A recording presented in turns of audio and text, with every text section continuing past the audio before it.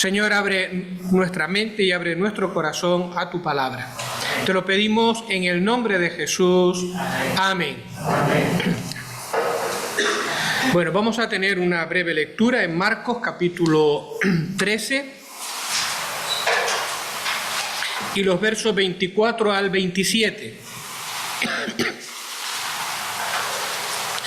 Leemos aquí y así nos vamos introduciendo en el tema. Marcos 13, 24.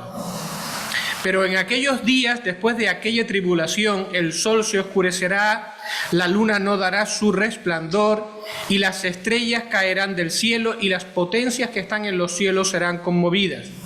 Entonces verán al Hijo del Hombre, que vendrá en las nubes con gran poder y gloria, y entonces enviará a sus ángeles y juntará a sus escogidos de los cuatro vientos, desde el extremo de la tierra hasta el extremo del cielo. Bueno, pues como los hermanos tienen en mente, estamos estudiando el Sermón del Monte, estamos estudiando el Evangelio de Marcos y nos hemos detenido con bastante tiempo en lo que es el sermón profético, perdón, no el Sermón del Monte, el sermón profético de Jesús. Y esta es la división que tenemos en cuatro partes del sermón profético. ¿Vale? Las advertencias generales, la abominación desoladora, el regreso con gran poder y gloria y parábolas sobre el fin. El tercer punto está en rojo porque es el punto que estamos estudiando. Jesús regresa con gran poder y gloria. Se corresponde a los versículos que acabamos de leer.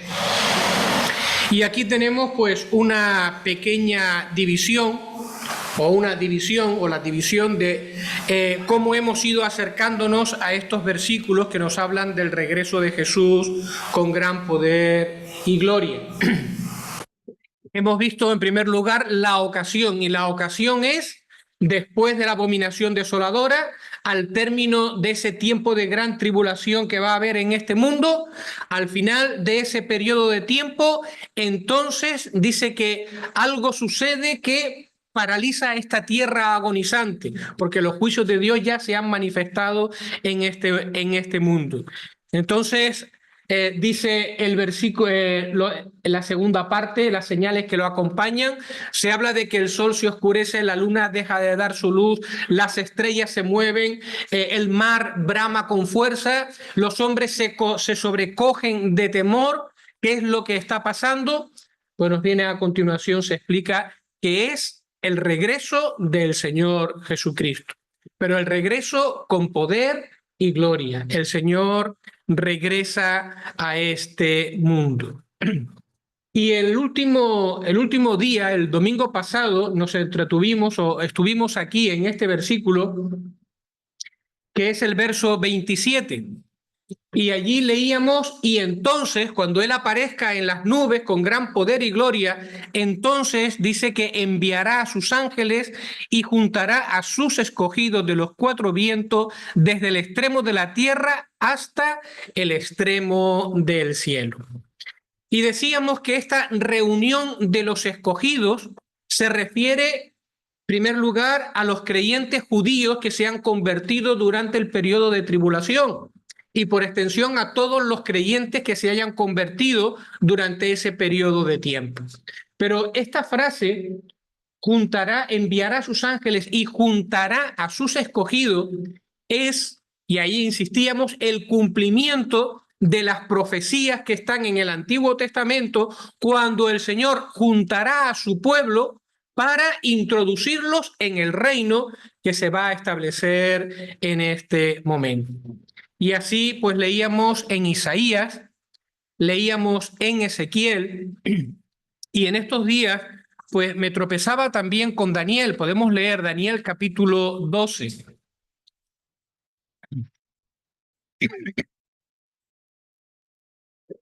Daniel capítulo 12 y el versículo 7.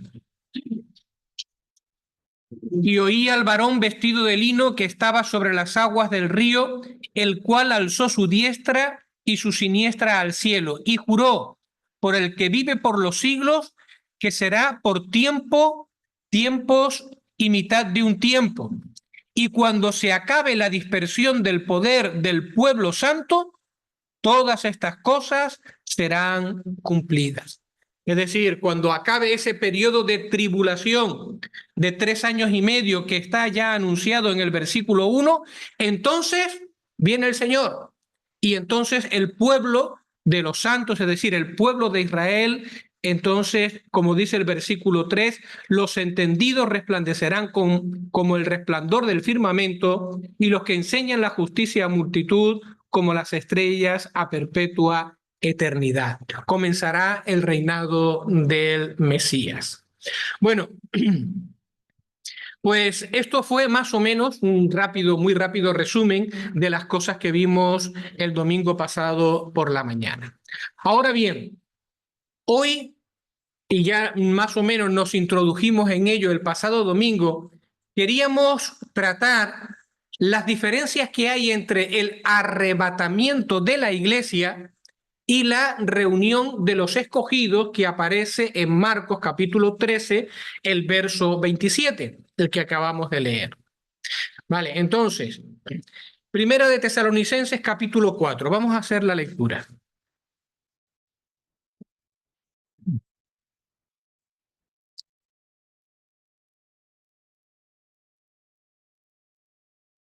Primera de Tesalonicenses capítulo 4,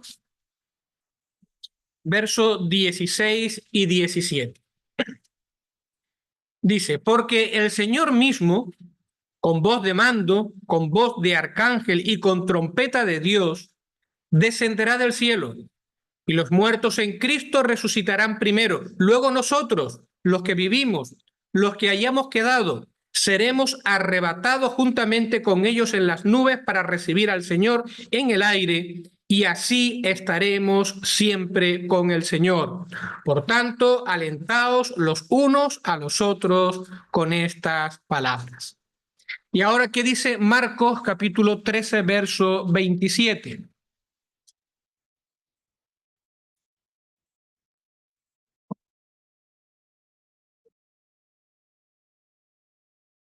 Y entonces enviará a sus ángeles y juntará a sus escogidos de los 4 vientos desde el extremo de la tierra hasta el extremo del cielo. Claro, son muchos los que al leer las dos escenas, el arrebatamiento y este versículo donde el Señor dice que juntará a sus escogidos, dice, no se puede estar refiriendo a la iglesia. Y entonces estos que estamos leyendo en Marcos 27, que sucede al final de los tiempos, es una referencia al arrebatamiento. Consecuencia, el arrebatamiento no sucederá antes de la tribulación, sino sucederá al final de la tribulación y será uno con la venida del Señor. Es lo que plantean algunos hermanos. Por eso vamos a pararnos pues para ver este tema con un poquito de detalle. Entonces, en primer lugar hay que reconocer que hay similitudes entre Primera de Tesalonicenses capítulo 4, el arrebatamiento de la iglesia, y Marcos 13, 27, que habla acerca del recogimiento de los santos. Hay similitudes. Y es lógico que las haya, porque al fin y al cabo el protagonista, tanto en un momento, en un texto como en otro, es la misma persona y es la persona del Señor Jesucristo. Y no el Señor Jesucristo que vino en humildad y que vino a morir por nosotros en la cruz, que andó humildemente en este mundo, sino que el protagonista es el Cristo glorioso, que ha ascendido a los cielos, que ha recibido toda gloria, todo poder, ¿verdad? Toda majestad. Él es el protagonista. Por lo tanto, es lógico que hayan similitudes entre los dos y de que se hable de ángeles y de que se hable de trompetas y que se hable de nubes. Es que no puede ser de otra manera. No puede ser de otra manera. Pero que haya similitudes no significa que las dos escenas o los dos acontecimientos sean una misma escena y ocurran en un mismo momento. Eso no significa. Entonces ahora lo que nos vamos a detener es en ver aquellas cosas que nos enseñan de que no se trata del mismo momento que suceden las dos cosas, sino que son dos eventos separados y completamente independientes. No pueden colocarse juntos. Y bueno, en primer lugar, pues algo que hemos dicho muchas veces, pero que es conveniente seguir recordando. Pensemos en primer lugar en el propósito que tiene cada evento. Pensemos por un momento en el propósito que tiene el arrebatamiento y el propósito que tiene el recogimiento de los escogidos en Marcos y también se repite en Mateo. ¿Qué es lo que describe el arrebatamiento en Primera de Tesalonicenses, capítulo 4? Bueno, pues el arrebatamiento y Primera de Tesalonicenses 4 lo que describen es un encuentro de la iglesia con el Señor Jesucristo en el aire. Y el propósito de ese encuentro es estar con Él. Por mucho que tú leas, a no ser que quieras entender lo sobrepuesto en alguna de los verbos, algunas de las palabras, pero allí no se habla de un descenso inmediato con Jesús a la tierra, sino de lo que se habla es de un encuentro con Jesús en el aire para estar con Él. Y el trasfondo que hay detrás de la escena de Primera de Tesalonicenses 4 no es la descripción que se hace en el Antiguo Testamento del Señor Jesucristo cuando viene, sino que la descripción que hay en 1 Tesalonicenses 4 es más bien la de una boda judía, la del encuentro del novio con la novia para regresar a la casa del Padre, donde todo está preparado para que se celebren las bodas. Detrás de la escena de 1 Tesalonicenses 4, lo que hay es un recuerdo evidente de las palabras del Señor Jesucristo en Juan capítulo 14, versículo del 1 al 4, que sí lo vamos a leer. Juan 14, del 1 al 4. No se turbe vuestro corazón, creéis en Dios, creed también en mí. En la casa de mi Padre muchas moradas hay. Si así no fuera, yo os lo hubiera dicho. Voy pues a preparar lugar para vosotros. Y si me fuere y os preparare lugar, vendré otra vez y os tomaré a mí mismo para que donde yo estoy, vosotros también estéis. Vendré, os tomaré, para que donde yo estoy, vosotros también estéis. Y Tesalonicenses nos habla en arrebatamiento de que seremos tomados de este mundo para estar siempre con el Señor. Y este trasfondo es totalmente diferente al que estamos estudiando en Marcos capítulo 13 cuando se habla del recogimiento de los santos. Allí sí se está usando el lenguaje del Antiguo Testamento. Y allí sí se está describiendo un descenso literal del Señor Jesucristo para venir a esta tierra, posarse en esta tierra, reunir a su pueblo, a los creyentes que estén en ese momento y comenzar con el reino de Dios o con el reino del Mesías que está prometido desde la antigüedad. En Mateo capítulo 25, verso 31, que es un texto que está a continuación del sermón profético, pues allí se nos da esa continuidad. Dice Mateo 25, 31. Cuando el Hijo del Hombre venga en su gloria y todos los santos ángeles con él, entonces se sentará en su trono de gloria y serán reunidas todas las naciones. Apartará a los unos de los otros, como aparta el pastor las ovejas de los cabritos, y pondrá las ovejas a su derecha y los cabritos a su izquierda. Entonces el rey dirá a los de su derecha: venid, benditos de mi Padre, heredad del reino preparado para vosotros desde la fundación del mundo. Bueno, pues en primer lugar, el propósito en cada evento es completamente diferente. Por lo tanto, no pueden ser dos cosas que ocurran a la vez y de manera simultánea. En segundo lugar, las señales que rodean cada momento o cada evento. Mateo y Marcos siguen el patrón del Antiguo Testamento de cuando Dios se manifestaba.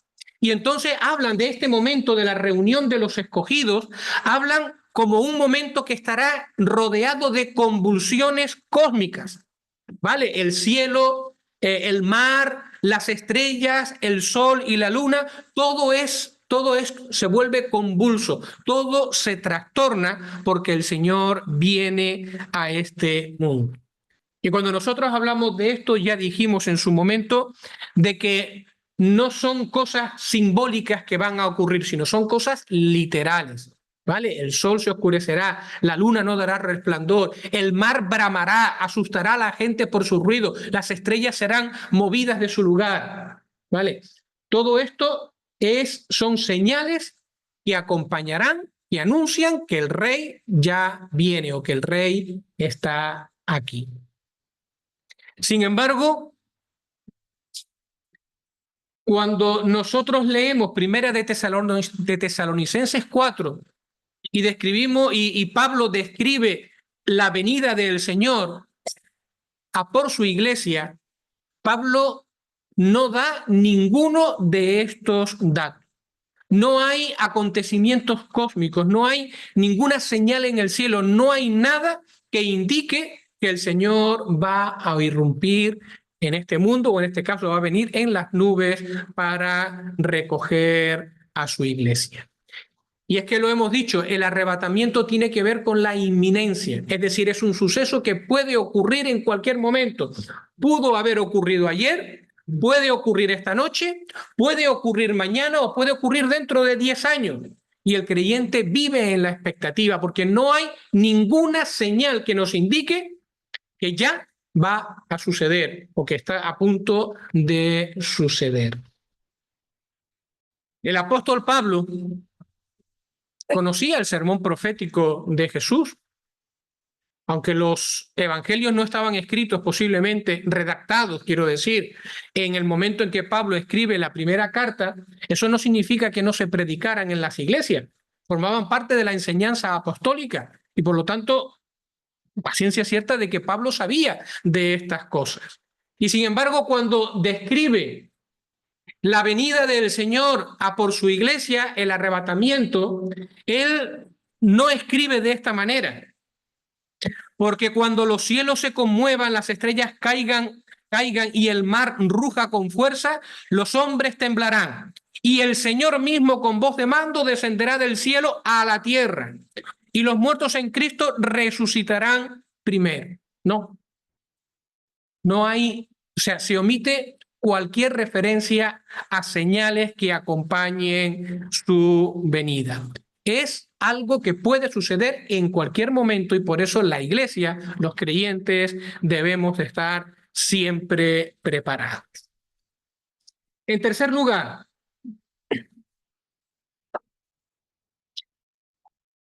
la intervención de los ángeles, tanto en Primera de Tesalonicenses 4 como en Marcos capítulo 13 y su paralelo en Mateo capítulo 24. ¿Cuántos ángeles estarán presentes en el arrebatamiento? Personalmente creo que muchos. ¿Los ángeles van a estar presentes? Sí, creo que sí. ¿Por qué? Bueno, pues porque en todos los grandes eventos relacionados con la redención, los ángeles han estado presentes de una o de otra manera. ¿Vale? En el anuncio del nacimiento de Jesús estaban los ángeles. En el huerto de Getsemaní estaban los ángeles. En la resurrección de Jesús estaban los ángeles. En la ascensión de Jesús también estaban los ángeles. Así que, pues posiblemente también en el arrebatamiento, también los ángeles estén presentes. Estarán presentes en el arrebatamiento cuando venga a buscar a la iglesia y indudablemente estarán también cuando el Señor venga al final de la historia con su iglesia y con sus ángeles para tomar el poder y reinar en este mundo. Sin embargo, aunque podamos decir que los ángeles van a estar presentes en uno y en otro evento, hay una diferencia significativa entre la presencia de ángeles o la intervención de los ángeles en el rapto y la intervención de los ángeles en la reunión de los escogidos. A ver, en Primera de Tesalonicenses capítulo 4 y versículo 16 se dice que en el arrebatamiento solamente interviene o solamente se menciona la intervención de un ángel. Dice que el Señor viene con voz de mando y después añade con voz de mando, con voz de arcángel. Así que se menciona solamente la acción de un arcángel. Y esto personalmente lo digo entre comillas porque yo cuando leo ese texto de Primera de Tesalonicenses con voz de mando, con voz de arcángel y con trompeta de Dios, yo estoy pensando en una sola voz, la voz del Señor Jesucristo.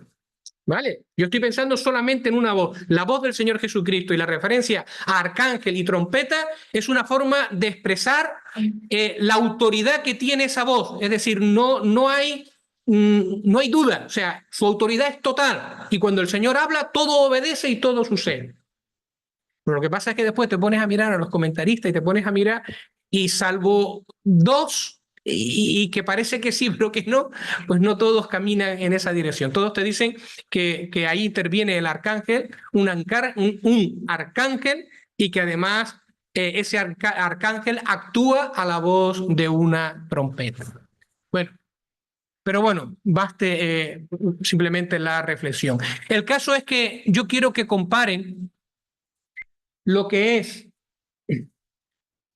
Primera de Tesalonicenses capítulo 4 y versículo 16, que como mucho se habla de un arcángel interviniendo y actuando al sonido de una trompeta, con lo que se dice en Marcos 13, 27. ¿Vale? Es uno, no hay ángeles en plural, y sin embargo en Marcos 13, 27, a la orden de Dios no sale un ángel, sino sale, entiendo que un ejército de ángeles. Los ángeles salen a recorrer la tierra para reunir a los escogidos de Dios, es decir, al pueblo de Dios que ha quedado vivo, que está vivo en ese momento. ¿Vale? Así que es otra diferencia significativa. En el arrebatamiento, si intervienen ángeles, es solamente uno. Pero en la reunión de los escogidos es una multitud. Ellos salen a recoger la tierra y tienen un encargo específico de Dios. O es una cosa o es otra, por lo tanto no pueden suceder las dos en un solo momento, en un solo instante. Otra diferencia. Los verbos que se utilizan en cada momento, en cada acción. Bueno, como estamos en Marcos y tienen la Biblia abierta en Marcos, pues vamos a leer el 13:27 de nuevo. Y entonces enviará a sus ángeles y juntará a sus escogidos de los cuatro vientos. Enviará a sus ángeles y juntará a sus escogidos. Juntar es el verbo. Primera de Tesalonicenses, capítulo 4 y verso 17.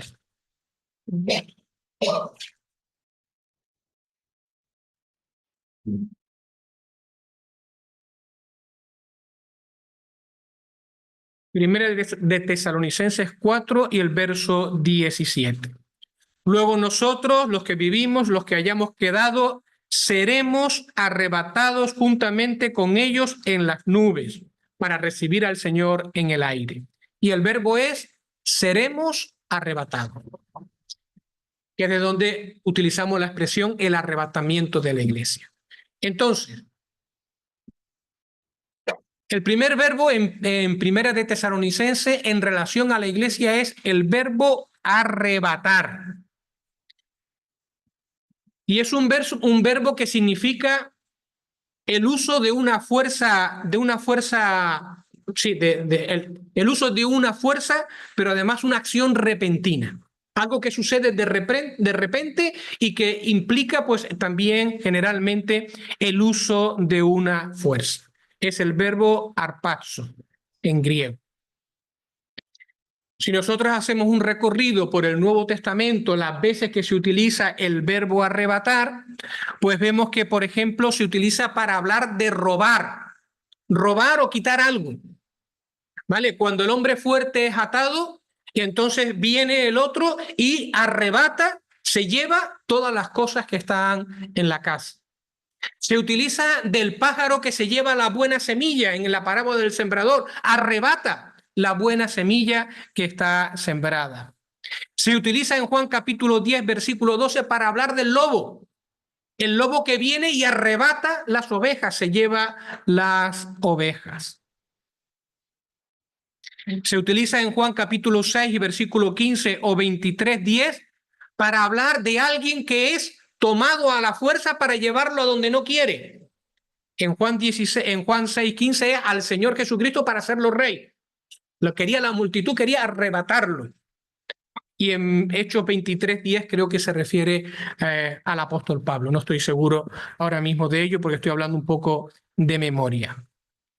Pero especialmente interesante es el uso que se hace en el Nuevo Testamento de la palabra arrebatar, por ejemplo, en Hechos 8:39. ¿Conocen la escena o recuerdan la escena? 8:39 es Felipe. Felipe, después de hablar con el eunuco, dice que el Espíritu Santo arrebató a Felipe. Se lo llevó. No pudo hacer nada. Llegó y se lo llevó a otro sitio.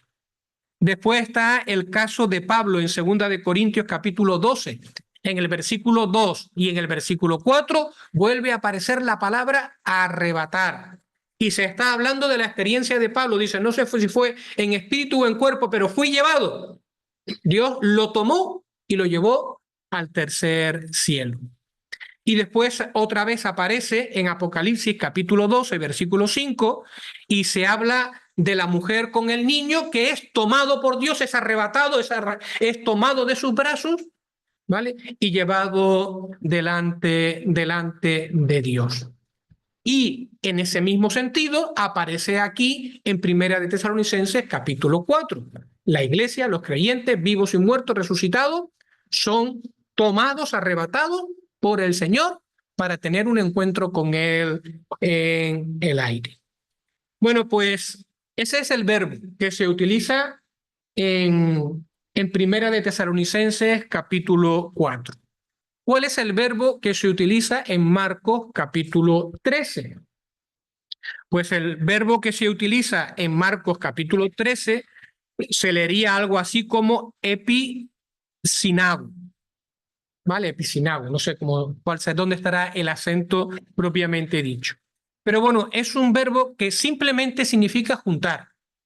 Es un verbo que significa simplemente reunir, que no implica fuerza, que no implica una acción inesperada, una acción repentina. Esas ideas no están contenidas en este verbo.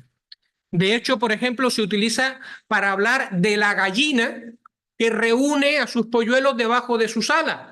Entonces, ese juntar de la gallina es este verbo que después aparece en Marcos capítulo 13 para hablar de la reunión de los escogidos. Es el mismo verbo que aparece para expresar el deseo del Señor de juntar a los habitantes de Jerusalén debajo de sus alas. Pues también es el mismo verbo. Y también es un verbo que se utiliza para hablar, por ejemplo, de gente que está reunida de forma voluntaria, por ejemplo, alrededor del Señor Jesucristo para escucharle o para verle hacer milagros. Entonces, nos damos cuenta de que son dos verbos totalmente diferentes. No son verbos intercambiables. Y ya nos están indicando, por lo tanto, de que la acción de arrebatar y de juntar, que se describe después en Marcos, no pueden ocurrir en el mismo momento. Son dos hechos diferentes, pero también separados en el tiempo. Yo me estaba fijando y no sé, cuando tú coges un diccionario, normalmente buscas un verbo o una palabra y después te dice sinónimos. Sinónimos para que tú pues, puedas ampliar el conocimiento. Entonces tú buscas los sinónimos de la palabra arrebatar en griego y buscas los sinónimos del verbo juntar en griego y no coinciden. ¿Por qué? Porque las dos ideas son totalmente diferentes, ¿vale? No son verbos que se puedan intercambiar el uno con el otro. Otra diferencia que nos indica que el arrebatamiento no va a suceder al final de los tiempos, ¿vale? No va a suceder después de la tribulación, no va a suceder cuando el Señor Jesucristo venga a recoger a los santos o juntar a los santos. Esa es otra escena diferente. Pues está en lo que podríamos llamar la exhibición de poder y gloria que acompaña al descenso de Jesús. En el arrebatamiento, cuando el Señor Jesucristo venga, ¿descenderá con gloria? Sí. ¿Con mucha gloria? Sí, porque es el Señor glorioso, es el Señor resucitado, es el Señor que ha recibido todo el poder, por lo tanto Él bajará a recibir a su pueblo con toda su gloria. De eso no tenemos que tener, no tenemos que tener ninguna duda. Es que no podría ser de otro modo. ¿Vale? El Señor viene a recibir a su gloria, a su novia, y viene con su gloria. Pero esa descripción que da en Primera de Tesalonicenses 4 no tiene nada que ver con lo que describe Marcos 13:27, porque allí se habla de una exhibición de poder y gloria. Algo que todo el mundo va a ver y que todo el mundo va a quedar asombrado y que las personas harán lamentación a causa de lo que están viendo, a causa de lo que está a punto de suceder. Mateo 24, versículo 30 y 31.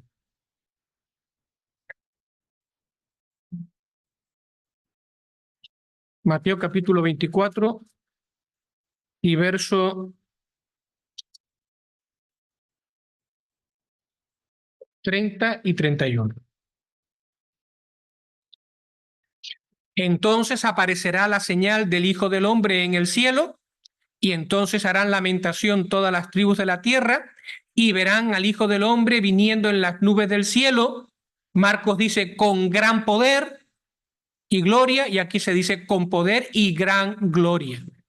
Y enviará a sus ángeles con gran voz de trompeta, y juntará a sus escogidos de los cuatro vientos desde un extremo del cielo hasta otro.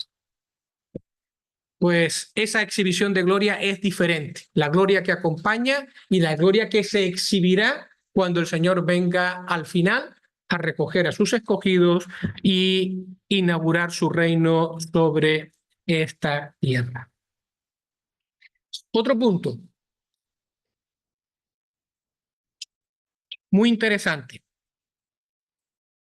la trompeta, las trompetas. Tanto cuando el Señor viene a recoger a sus escogidos al final de la gran tribulación para reinar, como en la escena del arrebatamiento. Precisamente hemos leído en Marcos, capítulo 24, yo no sé si ustedes se dieron cuenta, de que cuando los ángeles salen a recoger a juntar a los escogidos, salen a la voz de una gran trompeta o con gran voz de trompeta. Vamos a volverlo a leer. Mateo 24, 31. Mateo 24, 31.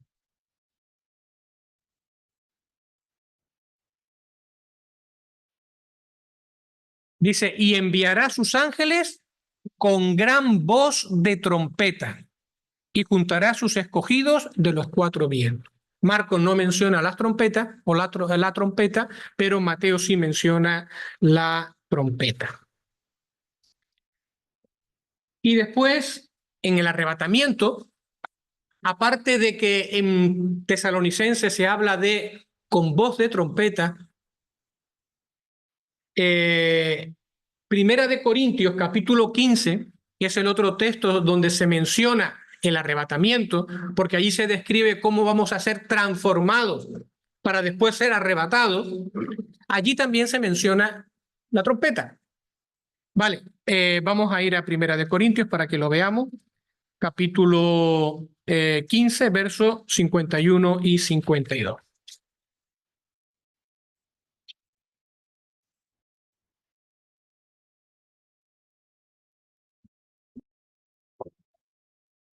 He aquí os digo un misterio.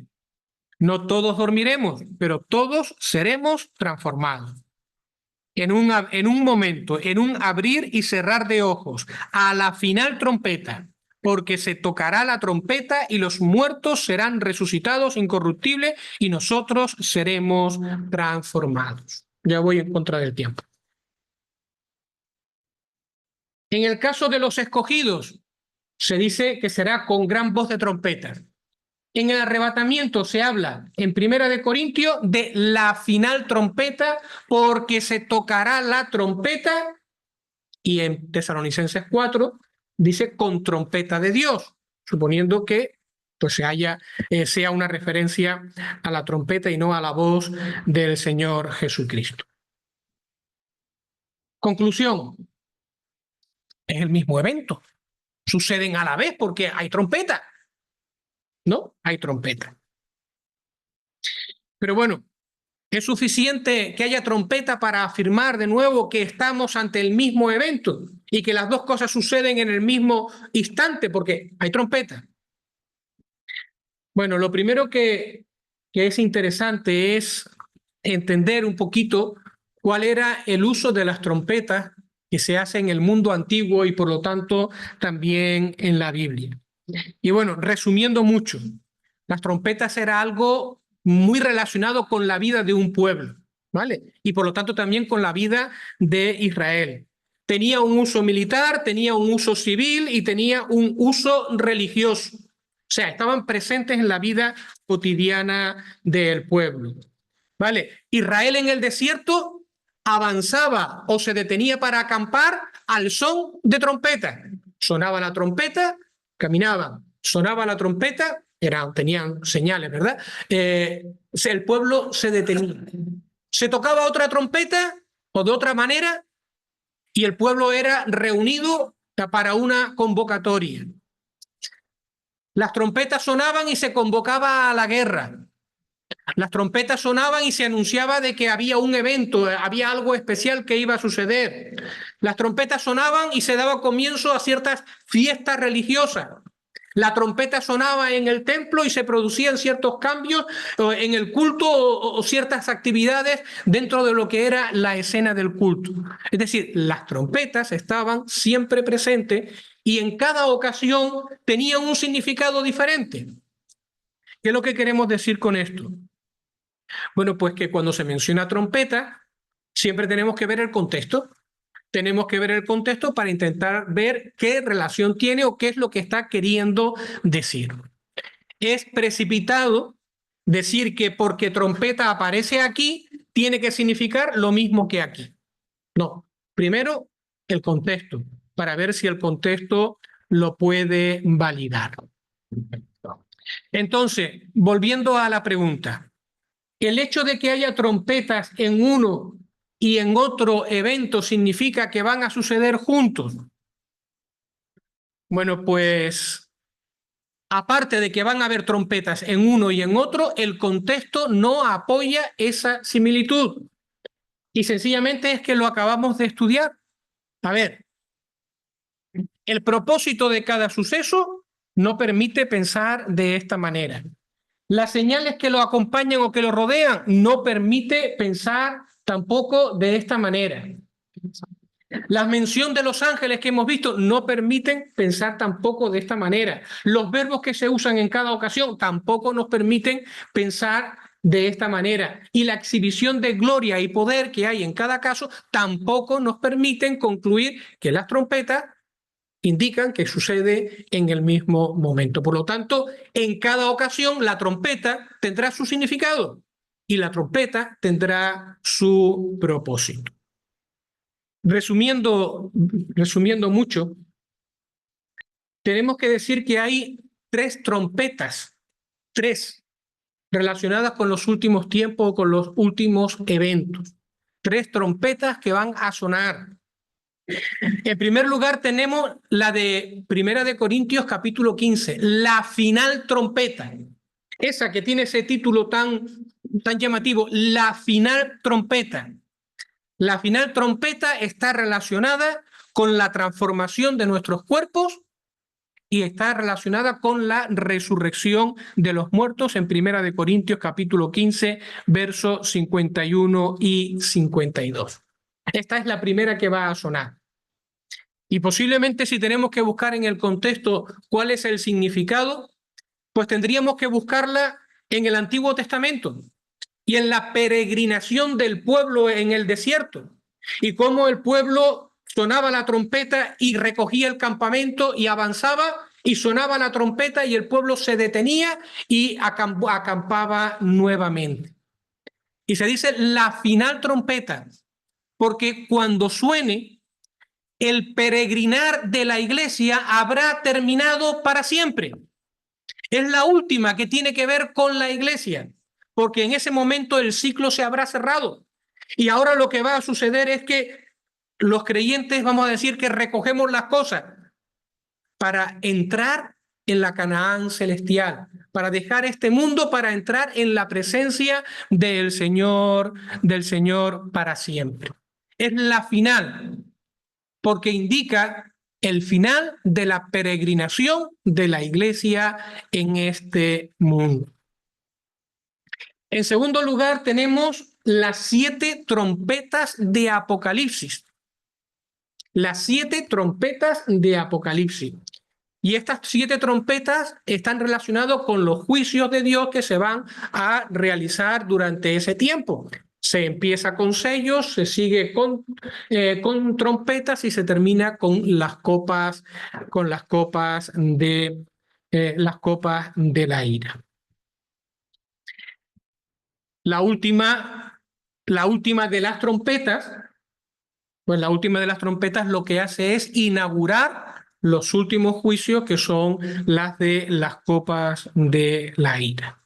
Y después hay otra trompeta más que va a sonar, y es el fuerte sonido de trompeta que acompañará a los ángeles cuando el Señor venga al final con su iglesia y recoja a los escogidos, es decir, a los creyentes que haya en este tiempo en el mundo, empezando por los judíos que se habrán convertido al Señor durante el tiempo de la tribulación. Por lo tanto, son 3 trompetas diferentes, 3 trompetas o 3 toques de trompeta que tienen significado diferente y que no deberíamos de confundir, sino mantener separados. Vale, tengo aquí algunas notas más con respecto a por qué no debemos confundir unas con otras, pero por la exposición tenemos claro que la trompeta final no es el fuerte sonido de trompeta. La A no es igual a la C. Algunos piensan que, bueno, pues a lo mejor la A, la final trompeta, es igual a la B, a la última de las 7 trompetas. Pero de nuevo, si nosotros miramos el contexto, vamos a ver que tampoco es igual. ¿Vale? Simplemente una cosa breve, una nota breve. Primera de Tesalonicenses, capítulo 4, la final trompeta, ¿vale? Se menciona en Corintios, ¿vale? Está relacionada con la transformación de nuestros cuerpos. En el arrebatamiento, cuando suena esa trompeta y sucede la transformación y el arrebatamiento de la iglesia, el mundo que describe Primera de Tesalonicenses no es un mundo agonizante. Sí, que lo están pasando los creyentes mal, sí. Que sufren persecución, sí. Que tienen problemas, sí. Y de hecho, la carta trata de animar a los creyentes. Pero no es un mundo agonizante. No es un mundo que, si fuese equivalente a la última de estas 7 trompetas, ya ha sufrido los sellos y ha sufrido además 6 trompetas más. Con lo cual este mundo, perdón por la palabra, es un verdadero asco, una verdadera calamidad. Pero no, Primera de Tesalonicenses no está en ese contexto. Además, entonces quitaríamos esa enseñanza tan importante que es la de la inminencia del retorno del Señor. Vale, simplemente es un flash, pues para intentar justificar por qué tampoco la A es igual a la B. Ni la A es igual a la C, ni la A es igual a la B. y la B igual a la C, no encuentro manera de hacerla compatible. O sea que me parece... Así que son 3 eventos diferentes que no debemos de confundir. Vale, pues esta sería un breve resumen de todos estos puntos que nos enseñan que arrebatamiento es un evento, la recogida de escogidos en Marcos 13 es otro evento, que uno sucede primero y el otro sucede después, y que por su naturaleza y sus características tienen que estar separados en el tiempo. El propósito, las señales, los ángeles, los verbos, la exhibición de gloria, las trompetas de Dios, y seguro que ustedes, que son buenos estudiantes y observadores, se habrán dado cuenta de que todavía se podría decir alguna cosita más. Y seguro que alguno me lo va a decir después. Y yo lo agradezco. No hay ningún problema por eso, ¿vale? Bueno, pues como conclusión, pues que si el Señor viene, y Él dice viene pronto, y la palabra nos recuerda que su venida es inminente y que no hay nada que nos diga viene mañana o viene dentro de una hora, sino que puede suceder en cualquier momento. Bueno, pues el propósito de ese conocimiento es que estemos listos, que estemos velando y orando, y que si sucediera esta noche, el Señor nos encuentre esperando y haciendo su voluntad. No enfrascados en las cosas de este mundo, sino haciendo las cosas que a Él le agradan y sirviéndole al Señor. Que Él bendiga su palabra en nuestros corazones. Amén.